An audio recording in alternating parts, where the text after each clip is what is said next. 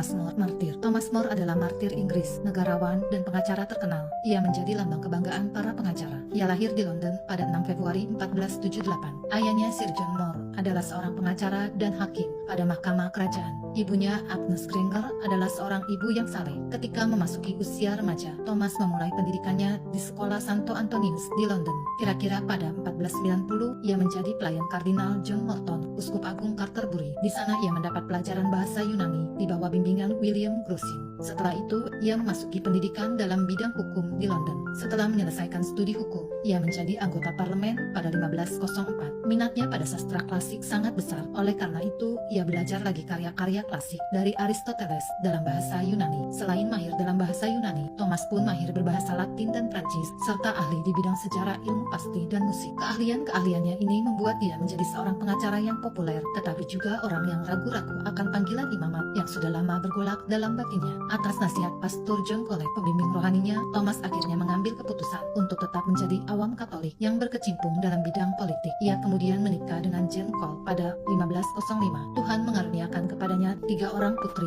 dan seorang putra. Sepeninggal istrinya, Jane Cole, pada 1511, Thomas menikah lagi dengan Alice Middleton, seorang janda. Thomas benar-benar seorang awam Katolik yang beriman. Hidupnya sangat sederhana. Ia tidak pernah menerima uang semir untuk semua perkara yang ditanganinya. Ia bahkan berhasil memberantas korupsi dan kemalasan di dalam kantor pengadilan kerajaan. Sampai akhir hidupnya, ia tetap setia menjalankan tapa, doa, dan renungan setiap hari. Ia mengajak seluruh anggota keluarganya untuk berdoa setiap pagi dan malam. Pada waktu makan siang, mereka mendengarkan bacaan kitab suci atau riwayat orang-orang kudus. Dia sendiri setiap hari Jumat merenungkan sengsara Tuhan, serta berbuat amal kepada orang-orang yang berkesusahan. Keahliannya di bidang hukum dan sastra idasi membuat dia dikenal banyak orang hingga di luar negeri. Rumahnya ramai dikunjungi orang dan menjadi tempat pertemuan para ilmuwan dan seniman dari berbagai negara. Rakyat jelata sangat menyegani dan menghormatinya. Oleh karena itu, demi keberhasilan usahanya untuk memisahkan gereja Inggris dari pengaruh Roma, Raja Henry VIII mengangkat dia menjadi kanselir kerajaan. Demi menunjukkan kepatuhannya kepada raja, Thomas menerima tugas ini. Akan tetapi 3 tahun kemudian, ia mengundurkan diri sebagai protes terhadap tindakan Raja Henry VIII yang ingin kawin lagi secara tidak sah dan ingin mengangkat dirinya sebagai kepala gereja di Inggris.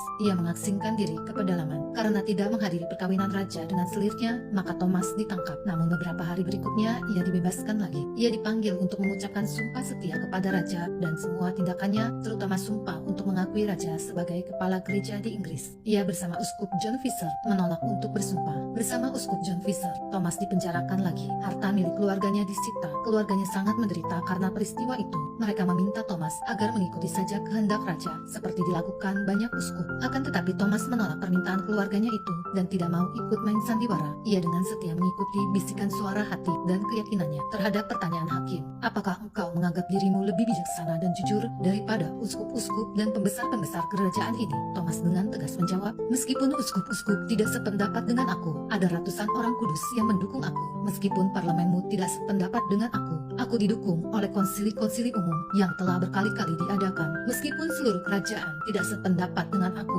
seluruh kerajaan Kristen sependapat dengan aku. Karena ketegasan dan pendiriannya itu, kepalanya dipenggal pada 6 Juli 1535. Ia mati sebagai seorang martir, seorang awam Katolik yang beriman kokoh. Santo Thomas More, doakanlah kami.